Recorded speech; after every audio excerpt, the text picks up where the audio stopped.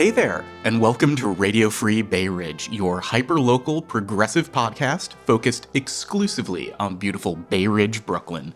I'm Dan. And I'm Rachel. And we're in the studio again. Happy New Year, Rachel. Happy New Year. Well, studio, it's now moved down to my dining room. Ever since COVID, I just changed our tiny little studio setup, but it means we have more room at this nice table for guests and all kinds of stuff for the new year. Donuts and bagels. Oh my gosh. Our guest today, we're not going to introduce yet. We have to talk about some stuff. But I will say brownie points for the first guest in the history of the podcast that brought snacks. Very good snacks. I mean, we're a political podcast. Let's start the year talking about politics, right? It's 2025. We've got a council election on our hands. Yeah, most people don't realize city council people are term limited. Mm-hmm. Our current representation for the past, how many years? 7 years now. 7 years now? Yep. Justin Brannan. If you've been on any Bay Ridge Facebook pages, you've probably seen him tagged. And it's usually for things like, I'd like a pothole fixed, or look at this 20-foot wide sinkhole that opened up on Marine Avenue. Or why are there fireworks? Why fireworks? ? Some of those tags are absolutely ridiculous. I saw a cat that I didn't like. But then there's other cutie things can we get seal updates for a seal that's down at Denise Wharf? Bird rescues. We've seen bird rescues. Yeah. So for people whose only exposure to Justin Brannan or city council in general are tags like that, what do city council people actually do? So with city council, there's a blend of two responsibilities, I think. There's the constituent services, and then there's the legislative work in the actual city council passing laws that govern our city. Really, our city council district, I think, is Coney Island, and then it wraps down through Gravesend and a little bit of Bath Beach and Diker, and then it's a lot of Bay Ridge. Mm-hmm. But the city council is the balance on the mayor. And the mayor's race is also coming up this year, right? Mm-hmm. For 2025. Yep. Going to be able to elect somebody to replace Adams. Yes. I mean, please do. But whatever the next city council is, one of their critical roles is the budget for the city. They propose the budget collectively, and then the mayor is this is what I want the budget to be, and then they fight back and forth. And that's really the big counterbalance that happens. And then it's, of course, proposing laws. They're the legislative body. They're the Congress of New York City, basically. And then there's all the constituent services. If you have any problems in the neighborhood, they're one of the places you can call. And they kind of boost it and get agencies to respond maybe a little bit faster, which is why people tag Justin on Facebook, right? And these kind of positions have been around since New York was chartered. It used to be the Board of Aldermen. And in more recent history, it was Marty Golden, who was our state senator. He was our city council person, and then he moved to state senate. And then Vincent Gentili, for a lot of the 90s and 2000s, was our city council person. And the guy who answered the phones and did all of the pothole stuff was Justin Brannan. And then when Gentili left office, Justin took over as city council person, won that election, which is at the very start of our podcast. One of the first sets of issues we dealt with was a set of proposals from the Republican candidate at the time, some promises Justin made in terms of what he wanted to accomplish in the neighborhood.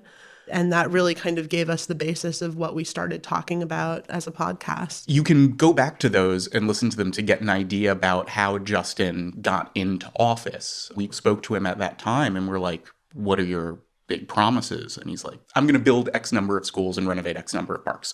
And I mean, spoiler that we have those. Spoiler alert, it worked. Yeah, I think he overshot the number he promised. Significantly. And that brings us to the fact that Justin is term limited out. So he's currently running for comptroller, which leaves that position vacant for the first time in, 8 years. So we expect, Republicans are going to dash for it. But we also have Democratic candidates already announced that is hoping to replace Justin. Which brings us to the guest who's sitting just to my left, who has been quiet as we've gone over the history of city council.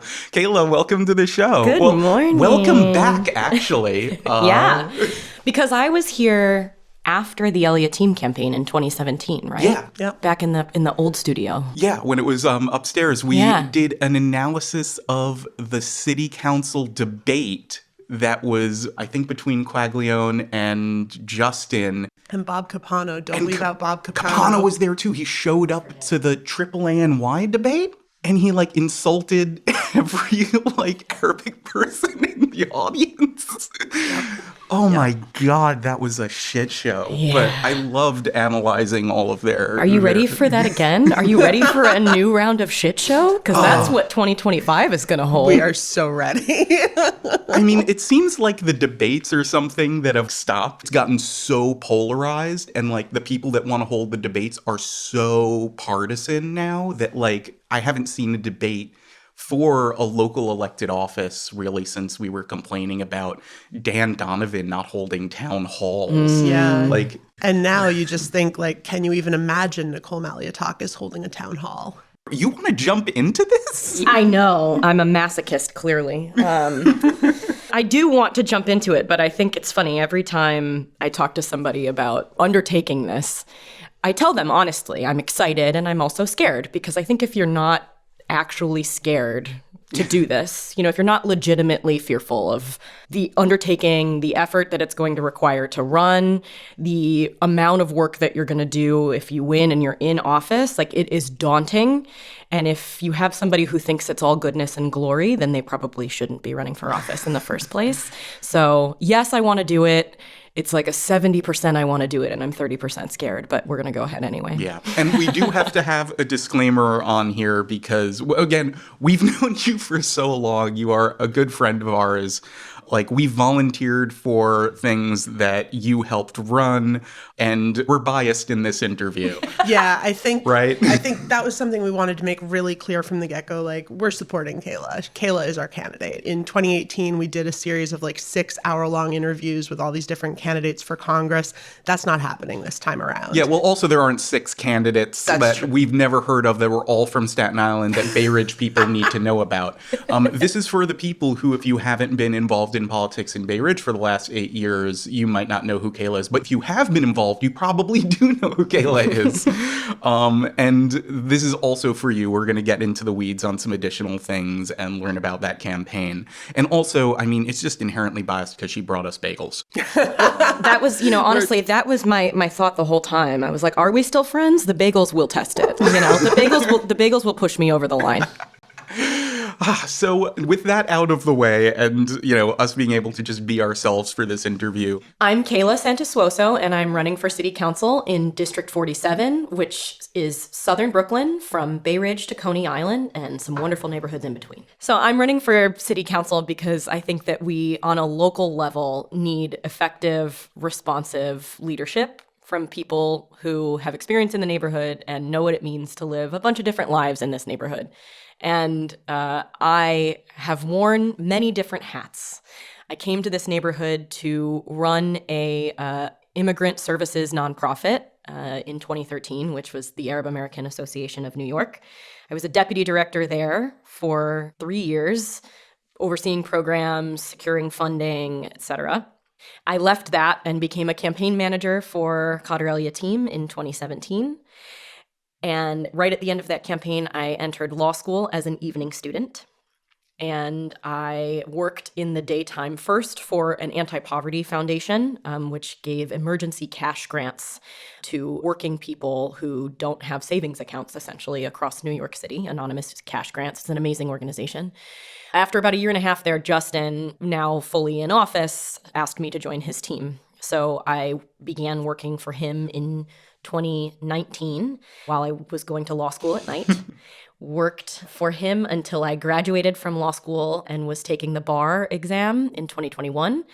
And then after I graduated and passed the bar, I was a city attorney for the New York City Law Department for 3 years, defending taxpayer dollars in court in civil cases. And recently have come back to my old roots and old haunt and am back at Justin Brannan's office as his chief counsel. Ooh. You know what you're getting into. Yeah. Like, you've seen multiple candidacies come and go, and you were kind of on the sidelines. Now you're in the center seat. Yeah. It's a very weird transition, let me tell you that. And it's funny because back when we were in the beginning stages of running Khader El-Yateem for city council in 2017, I don't think we had even launched or announced yet. And we were in the early stages of building a team. And I was on the train and accidentally met Abdullah Yunus, who lives in Bay Ridge and at the time was doing no political work at all, I think. And we met and had a conversation, and he said, I want to get coffee with you. We met up, and he gave me this pitch where he was like, listen, I'm part of DSA, and we're looking for candidates to back in the 2017 city council races, and I really think that you would be great. And I looked at him and I said, thanks so much. I'm so honored, but we're actually running somebody else, and I'd love to talk to you about it. And I tell you that because I think that there are some people who had in mind for a long time that maybe I would do this, and I was not one of them. The thing that I've always liked about doing local electoral work is that I've always enjoyed the role of being professional hype woman. I really love helping people do brave stuff. Mm-hmm. And that was part of running Father K. That was part of, working in Justin's office, which I've done. And so now being the person that goes out and puts myself forward is taking a whole new level of adjustment. Like I have to be my own hype woman. And I'm like, I am not qualified for that particular element of this role. But I am qualified for everything else, which is why I'm running. And you've got us to be your hype people. Yeah, right, exactly. I'll just play this on loop, I guess, when I'm feeling down. No, but self-deprecation aside, I'm excited. I do know a lot about this, and I think that's really important. And something that I've learned since 2017, I think in 2017, there were a lot of reasons for us to want to run somebody who had no real experience within the political system. We were running an amazing candidate who had all kinds of experience outside of the political system and in community board and in community organizations. And I think that was legitimate, and I know why we were doing that. And I think a lot of it also had to do with community demographics and making sure the Arab community had a voice. But something that I've learned since then is that the job of being a city council member actually really requires someone who knows what they are doing.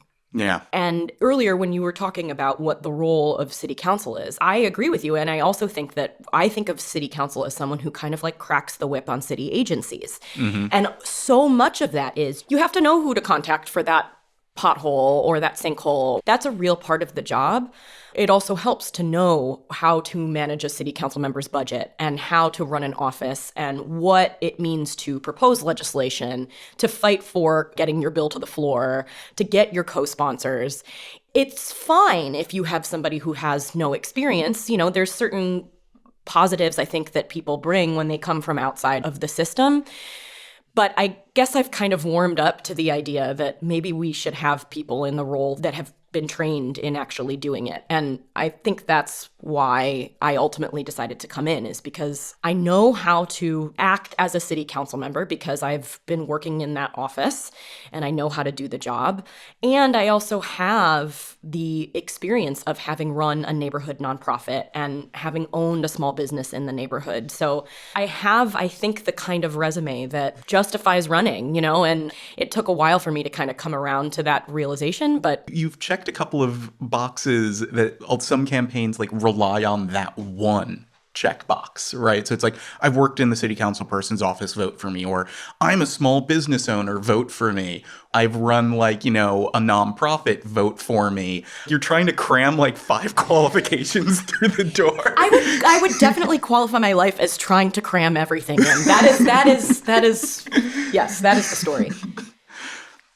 And what I think is really interesting about what you were just saying is that you kind of came from outside the system and you've moved into a position of understanding the system. And I can't help but think with the new administration nationally, having somebody in the role who knows what they're doing is going to be absolutely critical. It's important because we basically have no time to waste, right? Yeah. Mm-hmm. Having somebody who can come in ready on day one, I think is just advantageous. I also think that's particularly important given that Justin has been, even among people that disagree with him, I think everybody agrees that he is responsive and that he's accessible, and we are used to a very effective, responsive local representative. And any time lost in my mind between that and someone coming in and trying to figure out how to do the job is going to create a problem. So I agree with you. I think to sort of protect our city, we need to have strong leadership on a local level that's qualified and knows how to do the job, but also specifically here. Big shoes to fill isn't even really enough of a term. So yeah, I can't imagine what would happen if we went a week without somebody responding to one of these tags on Facebook. The entire neighborhood would explode. I know. Do you commit, Kayla, to respond to Bay Ridge Talks question? It's funny because I think he set such a high standard that I'm like, listen, let's be real about this. There is no way that going into this race, I have anywhere near any of the name recognition that Justin did when he went in, because you're right. He built that reputation of, I'm going to respond to all of these Facebook tags. And admittedly, like, that's not my brand, but it is probably what the next council member needs to do. So maintaining that level of accessibility is definitely something I'm committing to it. The Bay Ridge Talks people, you can now close the podcast. You have gotten your That's all you need to know. Because but that was like an innovation that like people don't realize. Like you couldn't talk to your politicians like that before then. That was not a thing in 2016. Like, I couldn't contact Gentili, and before that, I definitely couldn't contact Marty Golden, even when he was state senator, by just, like, tagging him online.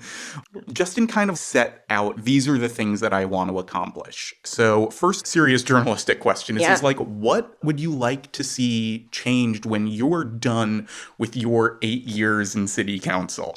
And I have to do a little bit of Coney Island here, too. So I know we're Radio Free Bay Ridge, but I'm gonna dip into Coney Island too. So as you mentioned, Justin committed to basically redoing every park and playground in Bay Ridge. I want to continue that for Coney Island. They need it just as much as we did, if not more, before Justin took over. And here in Bay Ridge, I want to continue that by making sure that there are accessible, open, clean, and safe bathrooms in every park and on the pier. Access to bathrooms and running water is a major issue, not just for, folks who are disabled or are athletes that use the parks, but also families that bring their kids. Yeah. And we get a lot of complaints in the office about bathroom availability. So I really want to work on that across the district, Bay Ridge to Coney Island for sure.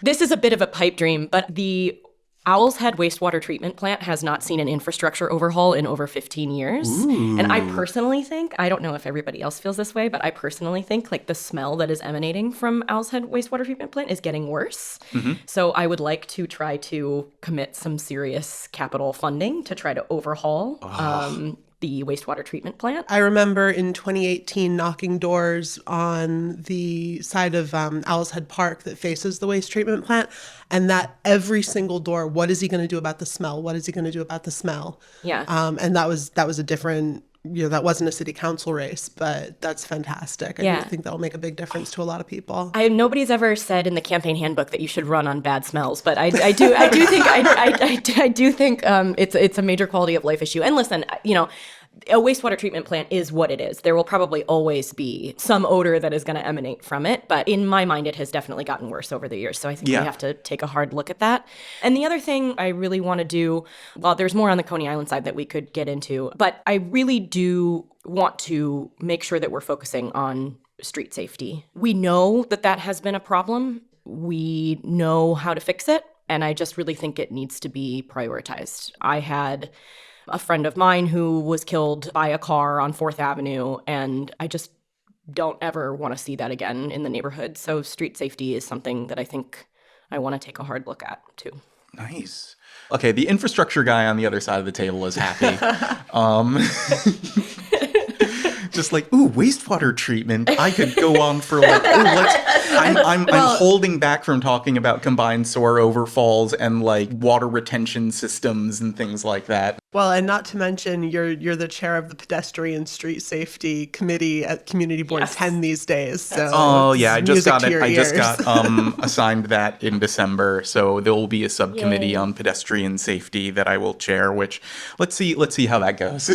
I also have a couple smaller pet projects that I'd like to mention. Yes. So I have been a longtime softball softball player in the Shore Road ball fields. And our ball fields are in serious need of help down there, and our bleachers are in dismal condition. So if I were to win, by the time I was out, there would be completely new bleachers at the Shore Road ball fields and also improved quality of the fields themselves. It's important to me and the good men that play in the bar softball league, if not other leagues. The other thing I want to look at is 86th Street. So we're still waiting for a good flagship tenant to take over what used to be Century 21. I first feel that I need to quell some of the cries that come about 86th Street. 86th Street is no longer vacant in the days that it was post-COVID.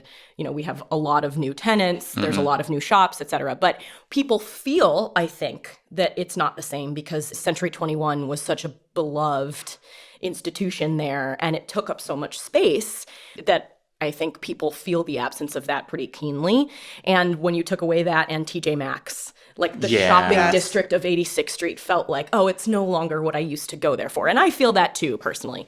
So the Century 21 building, the owners of the Century 21 building have decided that they are going to sell after many years of trying to work with Justin and other local elected officials to try to build something there that would drive back pedestrian traffic and make people happy.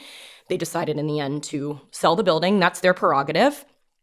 So I do want to work with whoever the new owner is to really get some high quality tenant that really will drive traffic. I'm not going to make a promise of what that will be, but I care about that shopping corridor a lot and want to make sure, you know, that's a good business. And it's not like it's going to be nothing. That's high foot traffic. Every person that's getting off the R train to go to Staten Island is lining up there. Everyone who's taking the buses to go into Bensonhurst and to go into Gravesend and Diker, they're all waiting for their buses there. It's a major transit hub. Like, people don't realize, like, 86th Street, as Bay Ridgeites, we get to enjoy 86th Street, but it's driven by people who aren't from Bay Ridge. It's driven by commuters who are using it as an intermodal transit hub. You know, as long as the transit is good and drops you off at 86, something is going to happen there. It's just how soon and waiting on developers. Totally. And then the last thing I'll mention is moving east down 86th Street. We've got that old CB10 building that has sat vacant for so long. And when I was at the Arab American Association, we used to talk about trying to acquire that because the building is owned and managed by the Department of Citywide Administrative Services, otherwise known as DCAS. And so the Arab American Association at one point was trying to acquire that building to try to turn it into their new home, which they have since found a new solution for. I think that space, because it's city-owned, would be really cool for a community land trust pilot to try to build up a building that could be owned by a nonprofit dedicated to providing housing for people, maybe like a middle-class, affordable housing, like Mitchell-Lama. Like, we need that back so urgently and so badly that I'm like, I would love to find ways for the city to start using their buying power and their negotiating power to start building some city-owned housing that then gets transferred into something like a Mitchell-Lama or a community land trust. If you want to learn more about community land trusts, that is amazingly in our episode on the IBX line about how development for the new IBX line along the rail lines, how communities can preempt developer takeovers and land grabs along that transit corridor and how we can use that as a community. But yeah, that's, if you don't know the building, that's like right on the corner before the highway on 86th Street. It has a beautiful mural that just got put up on the side of it facing the off-ramps. Community Board 10 used to be there forever before it moved over to Fifth Avenue. And for those of you who don't know, Mitchell-Lama is a program that provides affordable rental and cooperative housing to moderate and middle-income families. It was sponsored by New York State Senator McNeil Mitchell and Assemblyman Alfred Lama and was signed into law in 1955.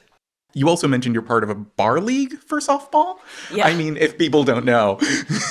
So my husband and I own Lockyard on 92nd and 5th Avenue, and as part of owning that bar, are part of a storied Bay Ridge softball league, a bar league that has existed for a long, long time, long before we came onto the scene.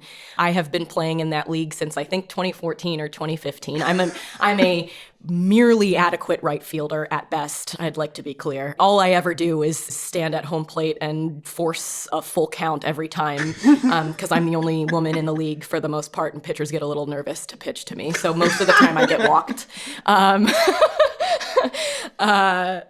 So yeah, it's just one of those Bay Ridge treasures that I get to be a part of. How has Lockyard been and running Lockyard, and how would that feed into candidacy? I know what it means to struggle as a small business owner. We had the distinct fortune, or lack thereof, of buying Lockyard a year before the pandemic broke out, almost to the day. I think we bought it on March 15th of 2019 was our official first day. And then 1 year later, March 12th, everything was closed. shut down. Yes. And it was, by the way, our 4th month of being married. So we became, just a little story for you. We bought the bar after we had gotten engaged. We got married in September of 2019. Our goal was always to buy the bar and then renovate the upstairs. We don't own the building, but we have the lease for the entire building. So we were going to renovate the upstairs, which was a 1-bedroom, but the previous owners had been using as an office space. So we said, okay, we're going to go in, we're going to renovate the top, and then we're going to live above. And we're going to do that sometime around April of 2020. So we get married, we go on our honeymoon. I was also dealing with some health issues at the time. Oh, by the way, I'm working full-time at a day job working for Justin Brannan's office, and I'm going to law school at night. And so and Christopher also had a day job at the time and was running the bar sort of remotely until the evenings when he would get there. So pandemic hits, and we're in the middle of moving into the apartment above the bar. Yeah. With all of the job and time restraints that I just described to you. We obviously couldn't pay staff. So all of our staff were laid off temporarily for a couple of months until we were made aware of like PPP loans and whatnot. But our 4th month of marriage was Christopher saying, okay, I guess I am going to work the kitchen and I'm going to cook all the food, and I need you to work on taking delivery orders and driving delivery orders at night. So literally, this is what our days looked like then. He would go to his day job. I would go to my day job. This is in an apartment that is half renovated. So we were above the bar. We had like basically no running water, like no appliances, whatever. Oh my God. So I would be on my laptop in the middle of a half-done apartment, and I'd be getting yelled at by constituents all day, rightfully so. It was the pandemic. Everybody was freaking out. I was actually handling mostly nursing home cases. Oh my back gosh. then. And so I would close my laptop at 5 o'clock, go downstairs for an hour, start taking delivery orders. Christopher would get home from work and start cooking. I would turn on my law school lectures on my phone starting at 6, and I would listen to my lectures between taking delivery orders, and then I would get in the car, put my lectures on in the car, like just listening to the sound, and drive around delivery orders to people, like masked and gloved. And we did that for about 3 months until we got the funds to hire people back and get the staff back. And then, but that was like our first 6 months of marriage, was like a true mom and pop operation. But I say all this because that was kind of our entree into running a business. And since then, it's been hard, you know? I mean, we're very grateful. We have a really strong sort of base of regulars, and, you know, the community's been very good to us, and we were lucky to get the loans and such that we did.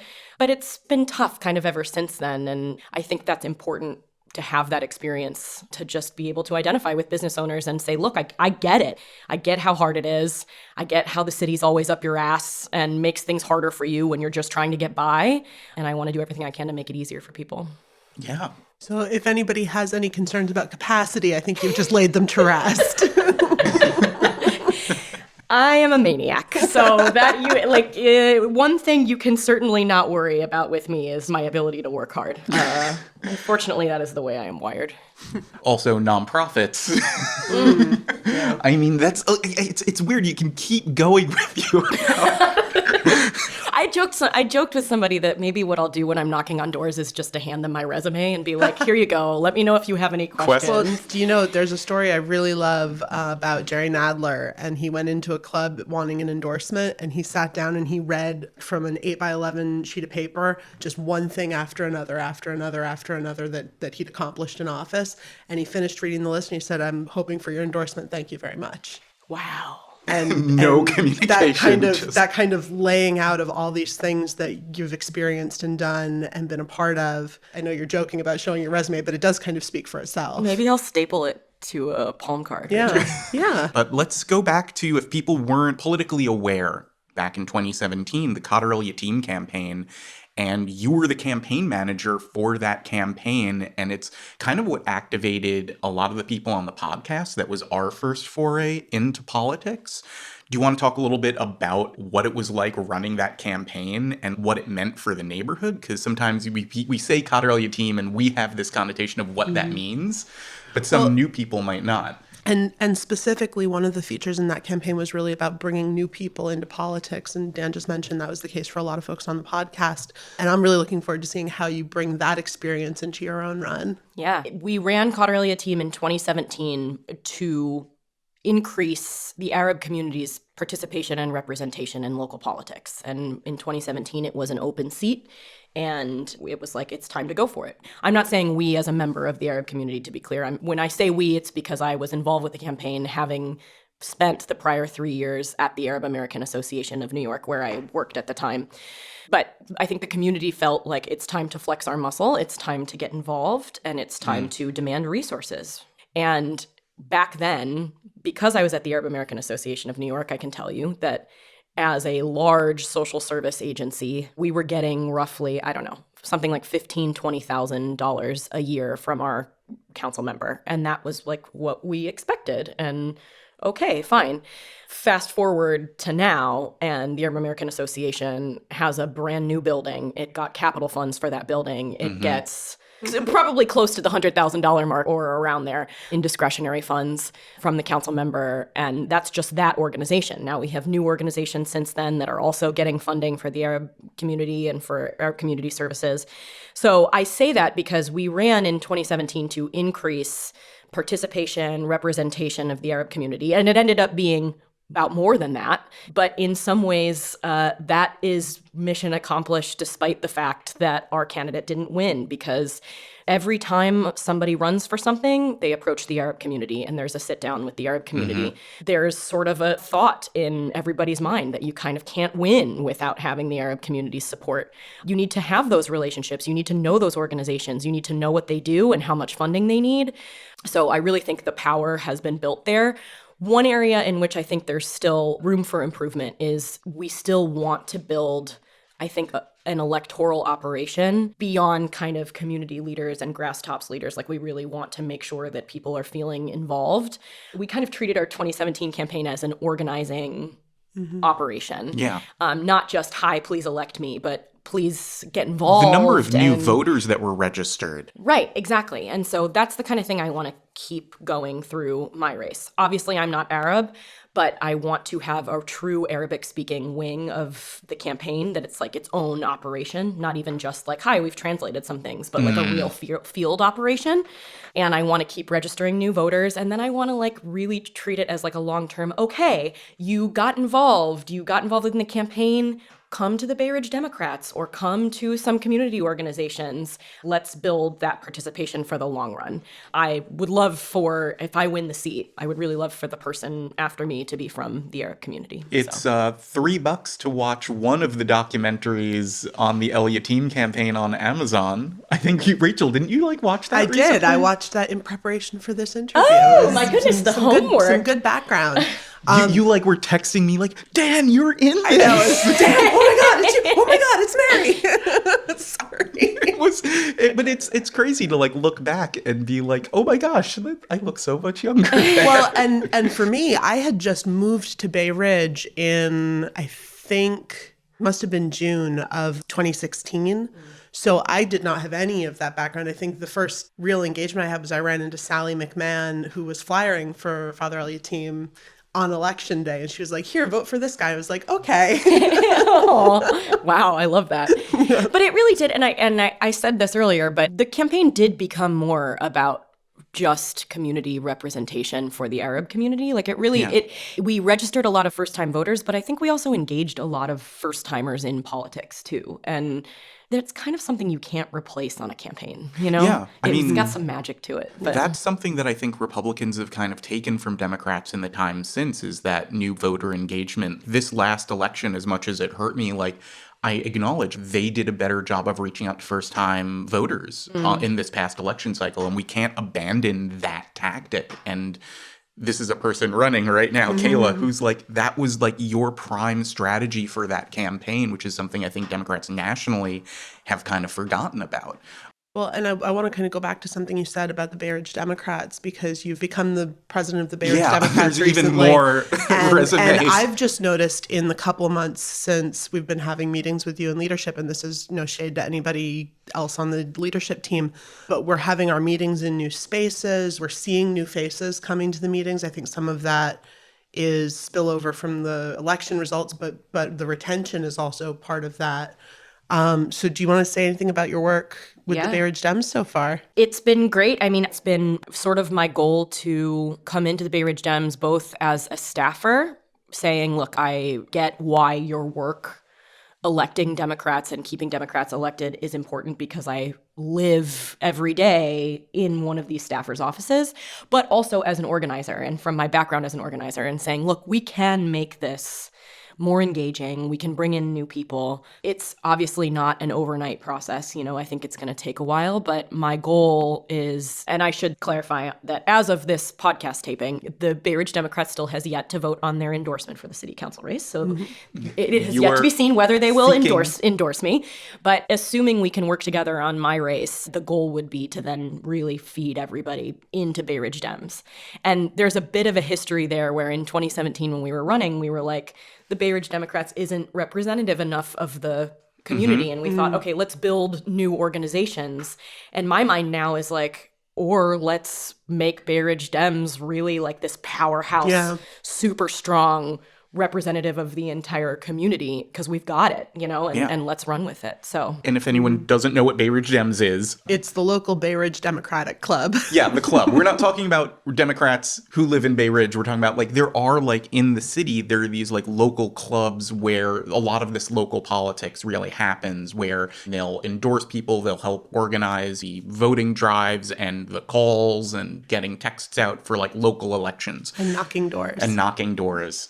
For a note for anybody who has not been involved, you can Google Bay Ridge Democrats, come to the meetings, join the club. It's all open to the public. Yeah. So, Kayla, now that we've had this fantastic conversation about your plans and your qualifications, how can everyone who's been motivated to join the campaign get involved? Yay.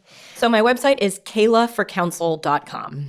Everything that you're going to see is going to say Kayla for Council because my last name is horrifically long. If you go there, you can donate to the campaign. And thanks to the city's amazing matching funds program, which is intended to make sure that people who run for office of normal income backgrounds and wealth, like me, don't need to raise millions of dollars from shady donors in order to be a candidate.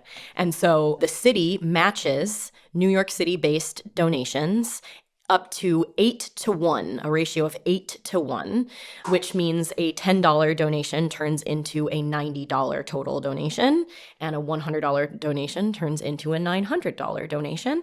Especially in-district donations from here in Bay Ridge are very helpful. So you can go to kaylaforcouncil.com and click donate. But really what I would love is to sign up on my mailing list, which is also on the website, so that we can figure out how to plug you in all of our organizing efforts moving forward. We're on social media. We're on Facebook and Instagram. I think my Instagram is Kayla for Council 2025 and Facebook is Kayla for Council. I try to do a regular Ask Me Anything. So if you're someone who hasn't really gotten in touch with your local elected officials office very much and has a question, or you want to know where I stand on a policy, you can tune in to my social media platforms, and you'll see that I do those pretty frequently. And there's petitioning coming up pretty soon, right? I'm a Democrat that is running in the Democratic primary, and assuming I make the ballot, then there will be a Democratic primary. Hopefully I win the primary, and then we will move on to the general. So that will be a big fight for November. So primary in June, general in November. We have a full year ahead. Mm-hmm.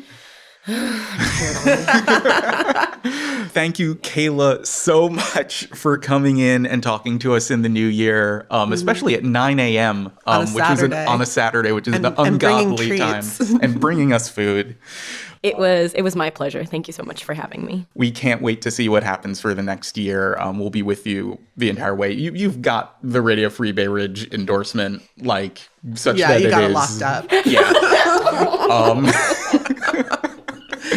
It's an honor and a privilege. Well, I hope you don't eat your words when some dark horse rides in and jumps in the campaign. I'll be sitting here eating bagels. Yeah, right. Yeah, you bought us with bagels, unless they can buy double the number of bagels. Yeah, And that's true. We're not going to say how many bagels Kayla brought, so you're going to have to really overshoot. And how many sausage, egg, and cheese sandwiches are equivalent to one bagel? Ooh, That's another she just question. there you have it, Putting folks. that Now out you know there. how to get the Rachel Brody vote. So thank you, everyone, for joining. Join us next time. If you need to interact with the podcast for any reason, you can follow us on, what's our social media list? Twitter, Instagram, Facebook, Blue Sky, Threads. We have a Spoutable, but we haven't looked at it. We have a Mastodon that we never look at. I look at it. Dan looks I'm at it. nerdy on Mastodon occasionally, so toot me. I'm only there because it's the toots. They might have changed it from toots, but I still think of them as toots. Changed it from toots. I hope they haven't. And also our website at radiofreebayridge.org. You can check out the podcast. If you haven't subscribed, or you're listening somehow and not subscribed, please subscribe. And of course, our amazing Patreons. There's a handful of them. If you're still a Patreon, thank you so much. It really does offset the costs of this podcast because, our third podcast in, someone complained about the audio quality, and I had to buy a lot of stuff to feel good about it. Again. Yeah, Had to. Thanks It's in to big that quotes person. there. Yeah. Big quotes doing a lot of work on had to. Forced me, big air quotes. But thank you so much, everyone. Until next time, stay free, Bay Ridge.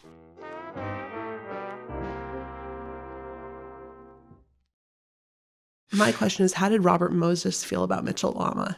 Oh, no. Don't ask me that. I just do that to get the reaction from Dan.